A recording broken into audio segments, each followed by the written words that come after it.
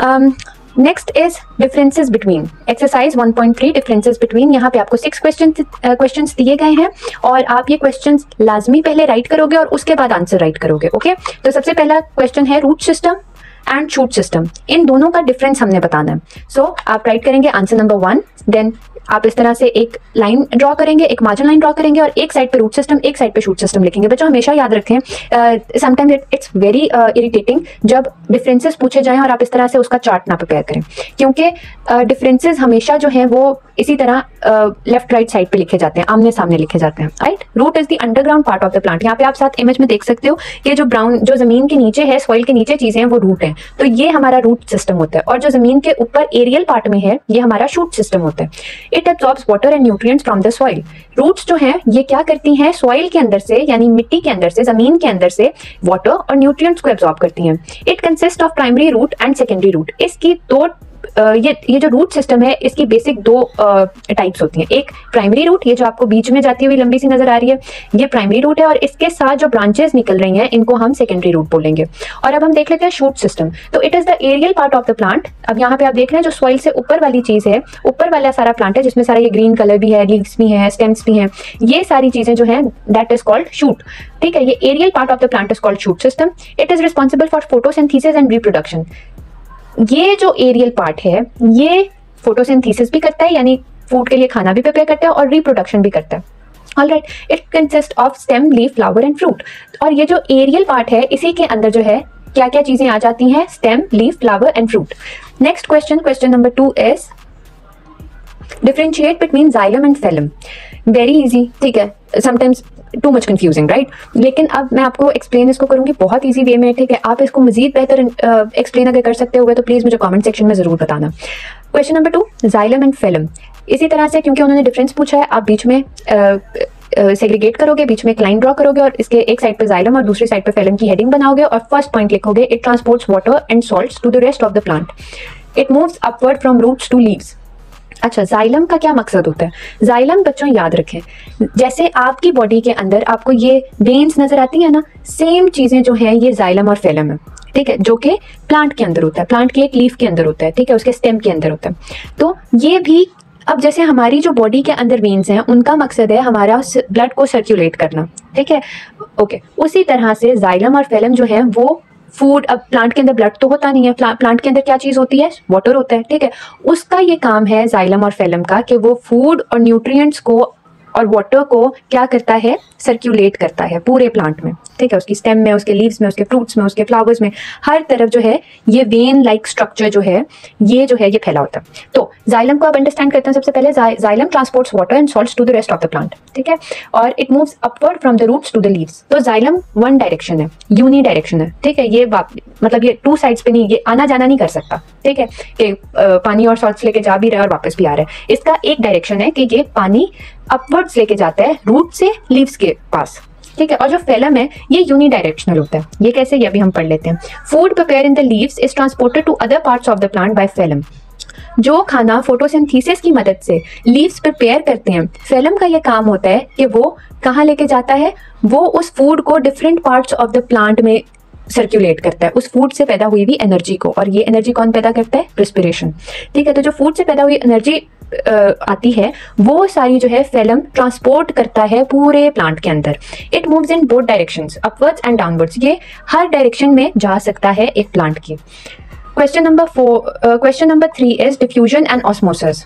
बच्चों, डिफ्यूजन उस प्रोसेस को कहते हैं जिसके अंदर मॉलिक्यूल्स हाई कॉन्सेंट्रेशन से लो कॉन्सेंट्रेशन की तरफ जाते हैं। फॉर एग्जाम्पल, आप एक रूम के अंदर स्प्रे करते हो तो थोड़ी ही देर में जो स्प्रे की फ्रेग्रेंस होती है वो सारे रूम में स्प्रेड हो जाती है, तो that is because of diffusion. Osmosis on the other hand is molecules जो हैं वो from low concentration to high concentration जाते हैं, राइट।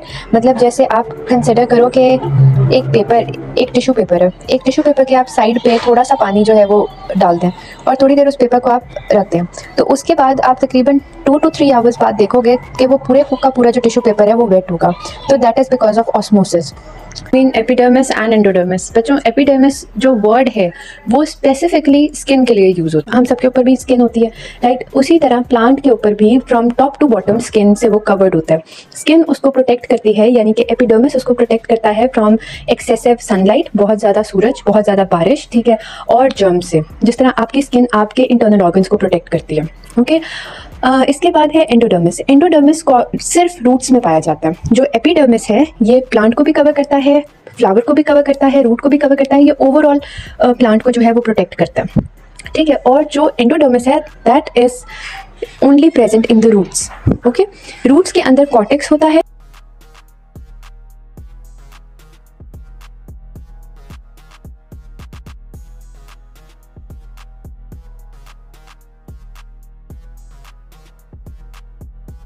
आउटर कवरिंग होती है, उसके ऊपर एंडोडर्मिस होता है। ये आप ब्राउन शेप में देख रहे हो इन द डायग्राम, ठीक है। ये जो सर्कल है ये एंडोडर्मिस है। ये बेसिकली इसको कहते हैं रूट गार्ड, कि ये रूट का मुहाफिज है।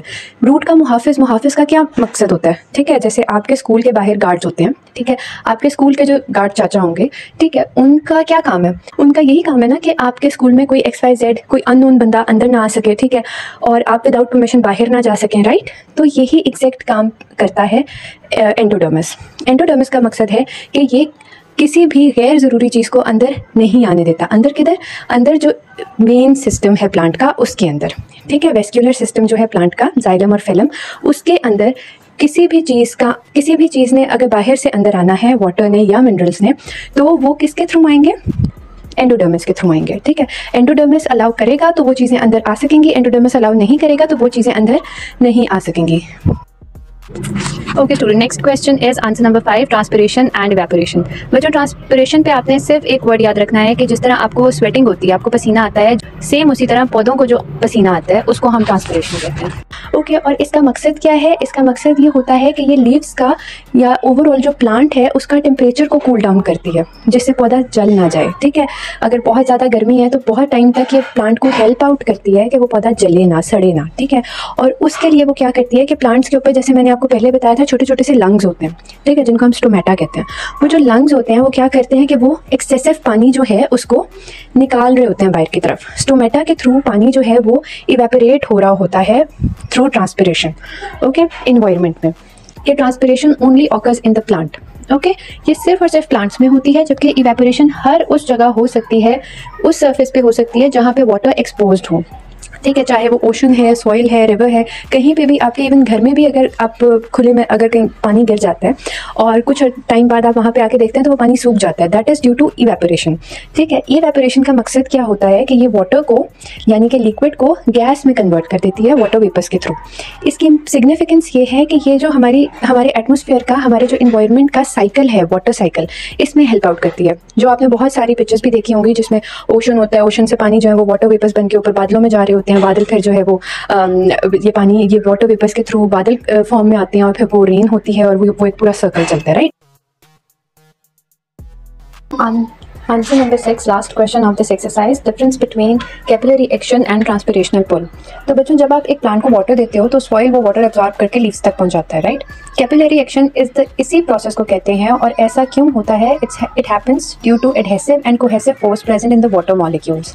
It is a slow and continuous process, okay. इसकी एग्जाम्पल आप ऐसे देखो, जैसे स्पंज होता है वो वाटर को एब्जॉर्ब कर लेता है, ठीक है। वो क्यों करता है? क्योंकि उसके अंदर टाइनी पार्टिकल्स होते हैं जो कि वाटर को स्पंज के अंदर एडजस्ट कर लेते हैं। And same goes with capillary action. Capillary action जो है वो जाइलम, जो कि बहुत स्मॉल वेन होती है प्लांट की, उसके थ्रू ट्रेवल करता करता प्लांट तक, लीफ तक पहुंच जाता है। On the other hand transpiration, बच्चों आपको पहले आइडिया हो गया होगा कि is the loss of water from the leaf, right. तो बच्चों, ट्रांसपिरेशनल पुल की एग्जांपल ऐसे है कि जैसे आपको प्यास लगे तो आप एक स्ट्रॉ से पानी पियो तो आप वाटर को अपनी तरफ पुल करते हो। सेम उसी तरह ज़रूरत पड़ने पर रूट से प्लांट जो है वो वाटर सक करते हैं।